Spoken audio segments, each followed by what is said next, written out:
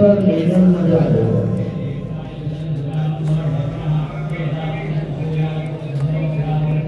आणि देशभरामध्ये आज बघितलं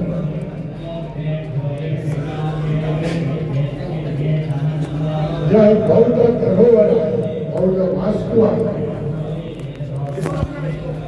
त्याच्यावरती कब्जा करण्याचं काम आज येथील आपले दुसऱ्या समाजाचे बांधवास करतात. गेल्या 2 वर्षापासून भारतीय बौद्ध महासभा त्यांच्या लेटर हेड वरती आम्ही आर्किओलॉजिकल डिपार्टमेंट बरोबर त्याच्याबद्दल आम्ही पत्रव्यवहार केले आणि त्यांना सूचित करण्यात आलेला आहे ज्या काही ऐतिहासिक वास्तू या देशामध्ये त्या सगळ्यात त्याची मालकी आर्किओलॉजिकल डिपार्टमेंटकडे आहे. हे आर्किओलॉजिकल डिपार्टमेंट हे ब्रिटिश गव्हर्नमेंटच्या काळामध्ये बनलं. त्याच्यानंतर भारत सरकारने त्याच्यावरती मोहर लावली आणि जेवढ्या काही या वास्तू आहेत प्राचीन आहे पुरातन आहे त्यांना धार्मिक वारस आहे अशा सगळ्याची मालकी भारत सरकार परिणामाने आर्किओलॉजिकल डिपार्टमेंटकडे म्हणून त्याचं संवर्धन करणं त्याची निगा करणं त्याची दुरुस्ती करणं हे संपूर्ण काम त्या डिपार्टमेंटचं असताना देखील आज महाराष्ट्रामध्ये आणि देशभरामध्ये अशा बौद्धांच्या धरोहरामध्ये आज घुसखोरी होत त्याच्यावरती कब्जा करण्याचं काम करत आहे आणि या सगळ्या गोष्टीला विरोध करण्यासाठी याचा निषेध नोंदवण्यासाठी आज आपण मोठ्या संख्येने इकडे आलेलो आहोत. आम्हाला कोणाशी भांडण वगैरे काय करायचं नाही. लॉ अँड ऑर्डरचा डिस्टर्बन्स नाही. पोलिसांना देखील सांगू इच्छितो परंतु ह्या दिवशी काय काय प्रकार चालतात हे बघण्यासाठी आम्ही आलो. कायदेशीर आमचा मार्ग आता मोकळा झालेला. आर्किओलॉजिकल डिपार्टमेंटला आम्ही याच्याबद्दल विचारणा करणार आहोत. जे गॅझेट गव्हर्नमेंट ऑफ इंडियाचा त्या गव्हर्नमेंट ऑफ इंडियाच्या गॅझेटमध्ये हे मंत्रेश्वर लेणी त्याच्यामध्ये उल्लेख केलेला आहे की हे बौद्ध लेणी आहे. या बौद्ध लेणी असतील तर इतर धर्मियांना इथे वाव येऊन या अशा पूजा अर्चाचा याला पण अधिकार दिला तरी कोणी असा माझा आहे आर्किओलॉजिकलला प्रश्न. हे संपूर्ण प्रोसेस येणाऱ्या काळामध्ये कायदेशीर रस्ते आले आहे. येथील हिंदू बांधवांना देखील मी सांगू इच्छितो बाबा चुकीच्या मार्गाने चुकीच्या ठिकाणी येऊन तुम्ही एक पूजा अर्चा करताय की ज्याच्यामुळे तुम्हाला काय प्राप्ती मिळायची असेल मोक्ष मिळायचा असेल स्वर्ग मिळायचा असेल ते प्राप्त होणार नाही. कारण जे तुम्ही निवडलेलं स्थळ आहे ते हिंदूंचं नसून हे बौद्धांचं आहे आणि बौद्ध भगवान गौतम बुद्ध हे कधीच तुम्हाला मोक्ष वगैरे नाही हे मार्गदाता आहे. म्हणून हे चुकीच्या पद्धतीने तुमचे भट भटजी वगैरे लोक चुकीच्या पद्धतीने तुम्हाला रस्ता हा दाखवतात. यांना देखील आम्ही या आजच्या या संमेलनाच्या माध्यमातून येथे आलेल्या निषेध करण्याच्या माध्यमातून आम्ही सूचित करतो. एका बाजूला बिहारच्या बुद्ध विहाराचा प्रश्न आहे. महाबोधी विहाराचा प्रश्न उभा आहे. भारतातील बौद्ध भिक्खू आज ते बसलेले आहे. आजचा 15वा दिवस आहे. ते देखील हिंदूंच्या ताब्यामध्ये आहे. त्याची सुटका व्हावी आणि ते संपूर्ण बुद्ध विहार महाबोधी टेम्पल जिथे भगवान गौतम बुद्धांना मोक्ष प्राप्ती झाली संबोधी प्राप्ती झाली हे बौद्धांना मिळावं म्हणून ही चळवळ तिथे सुरू आहे. आपण काही काळ बेफिकीर राहिलो त्याच्यामुळे ह्याच्यावरती कब्जा मिळाली. बाळासाहेब ठाकरे हे शिवसेनेचे नेते आहेत. त्यांचे वडील प्रबोधनकार ठाकरे यांनी याच्यावरती बरंचसं लिखाण केलेलं आहे.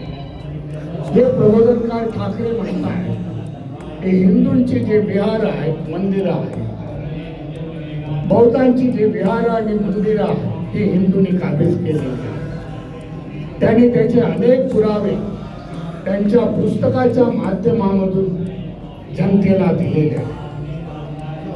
तेच आज पुस्तकं आपल्याला उघडून त्याचे पुरावे करू येणाऱ्या काळामध्ये आपण कायदेशीर लढाई कोर्टाच्या माध्यमांमधून, सरकारी माध्यमांमधून, रस्त्यावरच्या आंदोलनाच्या माध्यमातून आपल्या लढाई लागेल आणि आपले हे बौद्धांचे धरोहर येणाऱ्या अनेक पिढ्यांसाठी सुरक्षित ठेवावे लागेल. एका गोष्टीचा खेद वाटतो की जी ही जागतिक वारसा आहे, नॅशनल वर्ल्ड हेरिटेज म्हणून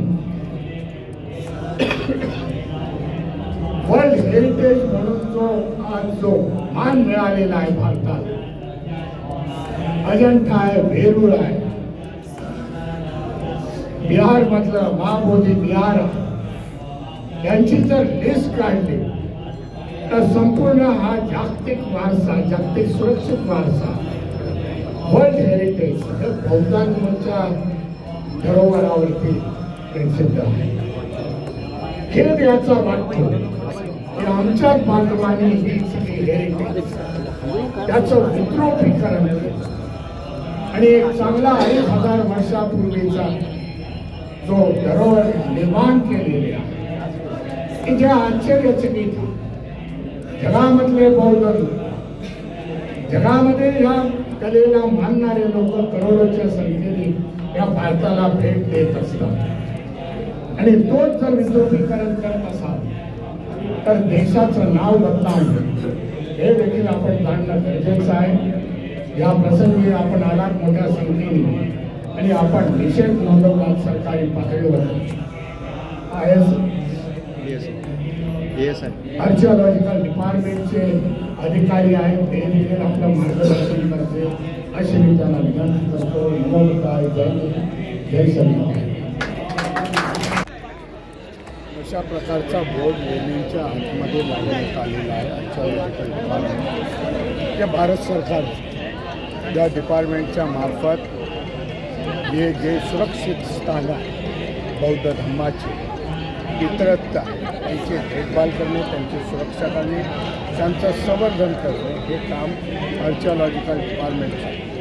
पण गेल्या 7-8 वर्षापासून बघतो की ह्याच दिवशी येथे धार्मिक कार्यक्रमाचं आयोजन करण्यात आलं जेणेकरून ही घुसखोरी आहे ही बौद्धांच्या लेण्यांमध्ये, केव्जमध्ये ही घुसखोरी चालू आहे आणि ती बंद करण्यासाठी म्हणून आज आम्ही मोठ्या संख्येने इकडे आलो.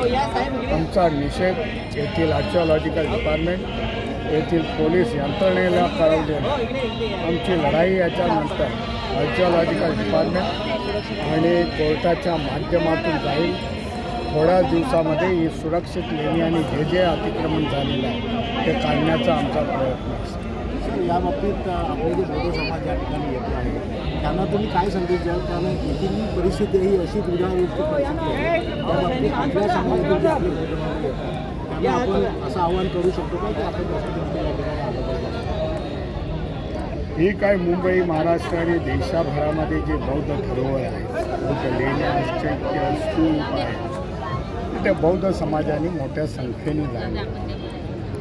हे दुर्लक्षित आपल्याकडून झाले आणि त्याच्यामुळे ह्यांनी त्याच्यावरती कब्जा मिळवलेला. ज्याने आजपर्यंत काहीच निर्मिती केलेली नाही या देशामध्ये, तो समाज आज कब्जेने आम्ही याचे निर्माते आहोत असं दाखवण्याचा प्रयत्न.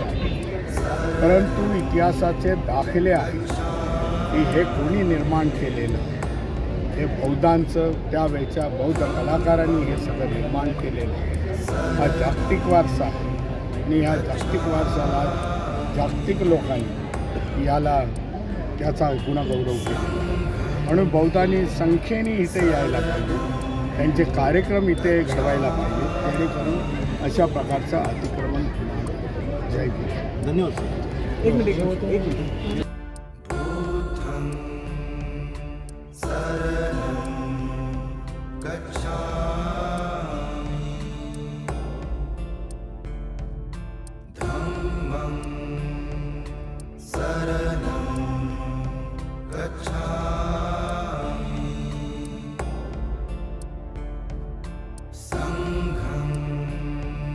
शरणं